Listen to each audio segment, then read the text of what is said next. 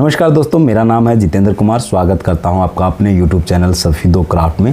दोस्तों, एक क्वेरी आ रही है मुझे बहुत टाइम से, और वो है आपकी स्पीड और पावर का कम्बिनेशन, जिनको हम पैरामीटर बोलते हैं। और वो क्या पैरामीटर आप डिसाइड करते हो कि आपकी प्रॉपर कटिंग हो, इनग्रेविंग हो।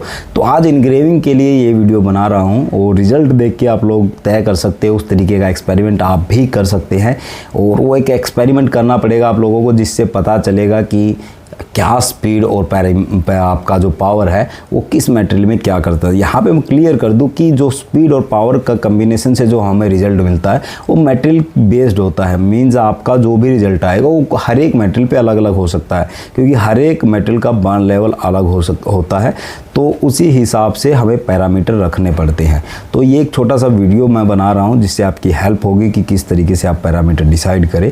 डिटेल जो चीज़ होती है वो मेरे पेड कोर्स के अंदर ही होती है। हालांकि मैं किसी को रिकमेंड नहीं करता कि आप जाके वहाँ से खरीदो। जो भी इंटरेस्टेड है वो वहाँ से ले सकता हो। फ्री के वीडियो यहाँ पे यूट्यूब पे मैं डालता रहता हूँ। बहुत ही इंपॉर्टेंट ये पॉइंट है, और इस वीडियो में कोशिश किया कि मैं डिटेल से आप लोगों को समझाऊं। तो चलिए स्टार्ट करते हैं इस वीडियो को स्टार्ट करने से पहले बता दूं, यहाँ हम एक चार्ट लेंगे और चार्ट पे काम करेंगे, और चार्ट को मैं लास्ट में एक्सप्लेन करता हूं कि कैसे मैंने क्या लिया है। वैसा ही चार्ट बना के अगर आप अपनी मशीन पे चलाते हैं तो आपको एक रिजल्ट सामने दिखेगा। इसी हिसाब से आप इनग्रेविंग के पैरामीटर बना सकते हो, कटिंग के बना सकते हो, मार्किंग के बना सकते हो। तो हर तरीके का पैरामीटर आप इसी प्रोसेस से बना सकते हो।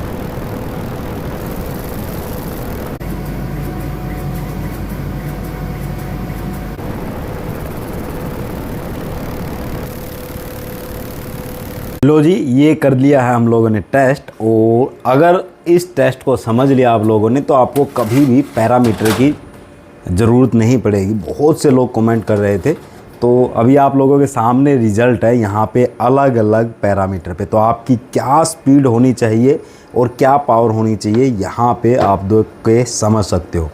एग्जाम्पल के लिए मैं यहाँ समझाना चाहूँगा। यहाँ पे हमारा ये जैसे जो लिखा हुआ है ये स्पीड, ये पावर है, और इस साइड का जो है स्पीड लिखा हुआ चार्ट। हर एक हमने अलग अलग स्पीड और पावर पे चलाया है। ये जो आपको नीचे दिख रही है ये हमारी पावर है, और ये जो दिख रही है ये हमारी स्पीड है। मींस हमने ये बॉक्स 50 की पावर और स्पीड और 10 की पावर पे चलाया है। नेक्स्ट वाले में हमारी पावर बढ़ती जाती है, और इसी साइड में हमारी जो है स्पीड बढ़ती जाती है। अगर आप लोग रिज़ल्ट को देखें ध्यान से, तो यहाँ पे जैसे जैसे आपका जो पावर इंक्रीज हो रहा है यहाँ पे, और पावर इंक्रीज होते ही आपका जो है डेप्थ भी इंक्रीज हो रहा है। तो ये इनग्रेविंग के पैरामीटर इस तरीके से बन रहे हैं। तो यहाँ पे आप देखेंगे जैसे 10 से 15 पावर गया तो 50 की स्पीड में गड्ढा होना स्टार्ट हो गया, और एक बार में ऐसा सिचुएशन आया कि ये देखिए ये भी लगभग कट ही चुका है, ठीक है। और यहाँ पे गड्ढे बनने स्टार्ट हो गए, बिल्कुल क्रॉस कट कर दिया, मतलब नीचे बचा ही नहीं कुछ उसके बाद जैसे हम 80 की स्पीड पे गए, 50 से 30 पॉइंट हमने बढ़ाए यहाँ पे। तो यहाँ पे आप देखेंगे यहाँ पे भी आपको गड्ढे महसूस होंगे। तो मतलब डेप्थ आपको दिखेगी 1 या 1.5 mm की। ऐसे जैसे आपकी स्पीड बढ़ती जाती है तो यहाँ पे आपकी जो पावर के साथ है वो डेप्थ बढ़ती है। अब सबसे लास्ट में यहाँ पे 50 का पावर हमने डाला सिर्फ, और यहाँ पे आप देखेंगे यहाँ पे भी 120 पे भी गड्ढा बन रहा है, और यहाँ पे भी काफ़ी हद तक जो यहाँ पे भी गड्ढा बन रहा है। अब इनमें सबसे फाइन रिजल्ट अगर आप देखेंगे मिनिमम पावर वाले हैं, और यहाँ पे जाके 200 के बाद यहाँ पे ये थोड़ा सा स्विच हो जाता है इस साइड में।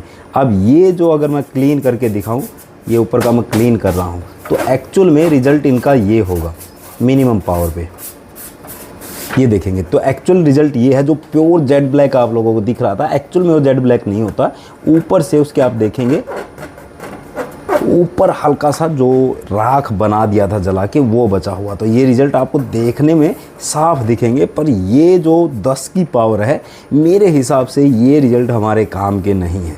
पर 10 के बाद जब जैसे हमारी पावर बढ़ती जाती तो यहाँ पे आपको इनमें से एक ढूंढना पड़ेगा, और ये जब आप क्लीन कर लोगे इसके बाद आपको समझ में आ जाएगी कौन से में ज़्यादा ब्लैकनेस आ रही है। मुझे 250 की स्पीड में और 20 की पावर में यहाँ पे अच्छा रिज़ल्ट मिला, जिसको मैं बोल सकता हूँ यहाँ पे 3 ये रिज़ल्ट मिले। हालांकि साइज़ भी मैटर करता है, आपका वुड भी मैटर करता है, कौन से वाला वुड है। अगर ब्लैकनेस की बात करें तो स्टार्टिंग से ही आपको ब्लैकनेस मिलती है, जैसे जैसे आपकी पावर स्पीड बढ़ती जाती है आपका पावर का इम्पैक्ट जो है कम हो जाता है। तो ये आप इसका लॉजिक सीधा सा ध्यान रखें, अगर आपका स्पीड ज़्यादा है पावर कम है तो इम्पैक्ट कम आएगा, और अगर आपका पावर ज़्यादा है स्पीड कम है तो आपका इम्पैक्ट ज़्यादा आएगा। तो इन्हीं में से एक कम्बिनेशन हमें लेना होता है और उसी के हिसाब से हम पैरामीटर डिसाइड करते हैं।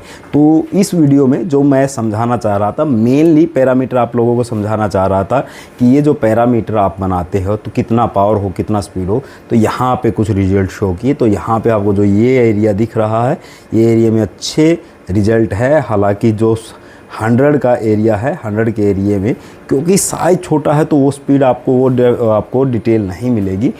और जब भी आप इनग्रेविंग करने जाते तो आपका जो स्टाइल है वो चेंज होता रहता है। तो यहाँ पे हमने पूरा बॉक्स किया, तो जो फिनिशिंग आपको चाहिए स्मूथ फिनिशिंग वहाँ वो आपको यहीं पे आके मिलती है। तो पावर और स्पीड का कॉम्बिनेशन आपको बनाना पड़ता है।